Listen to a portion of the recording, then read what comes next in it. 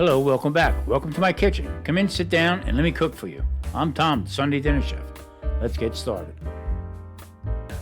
Welcome back. I'm Tom, the Sunday Dinner Chef. Well, today we're going to go way back in time. We're going to be making Salisbury steak, and I wasn't aware of this. I thought it was back from the 30s and 40s, but this dish goes back to 1897. Could have fooled me. Now, it's named after a Dr. James H. Salisbury, who was born 1823 and passed away at 1905. He was an American physician and a chemist, okay, and his advocacy was for a meat-centered, healthy diet, almost like a carnivore type of thing. This is how long this thing is. It's been in the United States since 1897. We're going to get moving on here with this a little bit, and I'm going to follow back up with the origin and how this came about. Let's get started. 2 pounds of ground beef. I'm going to put in a half a yellow onion, 4 cloves of garlic into the processor. Mix this all together. This way we have no large chunks of onion or garlic. Makes for a better taste. Also, I'm going to add in some Worcestershire sauce, Tommy spice, and also a little bit more black pepper. Okay, so the origin of the name came from Dr. H. Salisbury. All right, he was the creator of Salisbury steak, and how it came about was it was part of an elimination diet for people who had digestive problems. All right, so that's all he would feed his patients would be his famous steak, Salisbury steak, and it was an elimination diet. And who knew, way back then, that they were doing this? And that's exactly what a carnivore diet is today.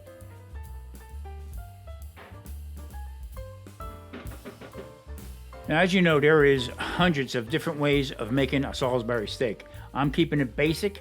I don't want to get in too deep with this, but there is a lot of different ways to make it. And I didn't realize how popular it was back in the day. Not so much today. Okay, so we're going to mix this around real well. And like I said, I didn't add any binder to this. Now, you can normally make it with breadcrumbs, also an egg, and that'll tighten it up pretty good. Reason why I put it through the food processor was to bring it together naturally. It'll get very sticky, very gummy. That's why I'm wearing gloves, okay, with a little oil on it, on the gloves, just so I can form these and put them in loosely. If I did it with just regular ground meat mixed up without processing it, it would have broke apart. So, all right, with that said, now, these you don't want to fool with too much. So I have it on medium-high heat. I want to let them go, and you can see the oil that's coming out of this. This ground beef is 70-30, which means 70% lean, 30% fat. Now, they're shiitake mushrooms that I'm rehydrating. I buy them dry, they stay longer, and I can use mushrooms anytime I want. That's going to go into the gravy. Now, there again, like I said, look at the fat that's on there. Wow, I had to drain it a couple times, but it gives it, I like 70-30 because it's a lot more flavorful. So now, to that pot, I'm going to be adding in beef broth. Okay, I cannot. Well, I probably could, but I don't want to make a gravy from the drippings from the hamburger. It'd be much too greasy. So into that pan, I have some beef broth, and I'm going to add in some Worcestershire sauce that you see there, and then I'm going to be adding in some garlic, and then the shiitake mushrooms, and I'm going to cut up bite size.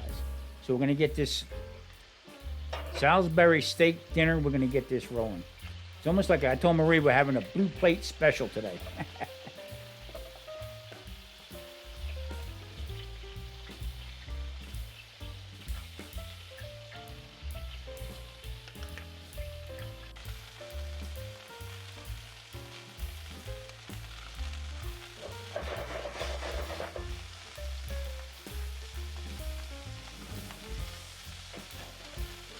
Okay, now I'm going to start making this gravy, but I'm going to be adding in the mushrooms and beef stock to the pan. Now, I drained it off again, so there's a little bit of oil in there.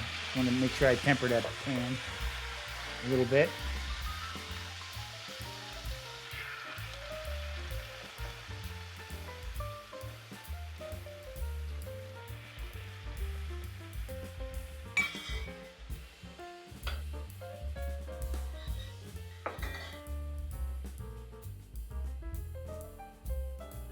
Now, what I'm going to do here is to thicken this up a little bit.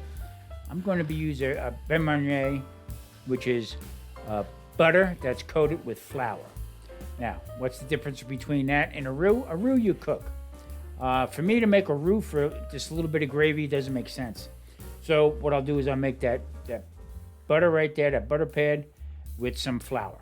Okay, and that'll thicken it up just as much as I need it. It's small enough to where you don't get that floury taste, and it works. It works real well. Try it. I think you'll be surprised how it works. Now I'm going to stir this around. We're going to be getting close to putting this together here.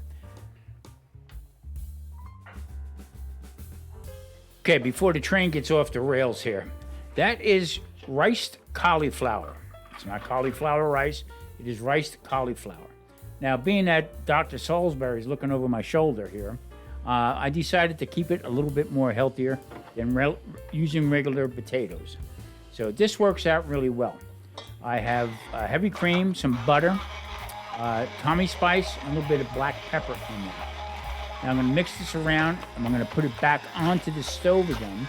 I'm going to add some shredded cheddar and Monterey Jack cheese to it, just to help thicken it up a little bit, because I got a little heavy with the heavy cream. Now, getting ready to plate this, I have some broccoli florets that I'm going to be using. Commonly, this with some kind of vegetable, green vegetable, either broccoli, peas. I've seen different recipes done with, but today we're doing with broccoli, mashed cauliflower to mimic mashed potatoes. I tell you what, it's not too bad. And then we're going to put my Salisbury steak onto the plate. So back when I was growing up, you would see commercials with Swanson TV dinners, okay? And the big seller for them was Salisbury steak.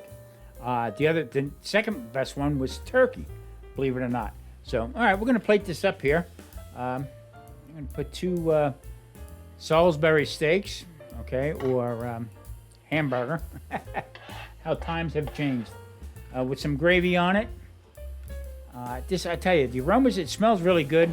I got a different understanding from it once I did a little research on it, okay? Makes sense. It really does. So, all right, with that said, listen, I am Tom, the Sunday Dinner Chef. I appreciate it. Hope that you like this series of forgotten foods. Please make sure you hit that like. Please subscribe. I really do appreciate it. And guess what? We'll see you next time on the Sunday Dinner Chef. Thanks, everybody. Stay safe.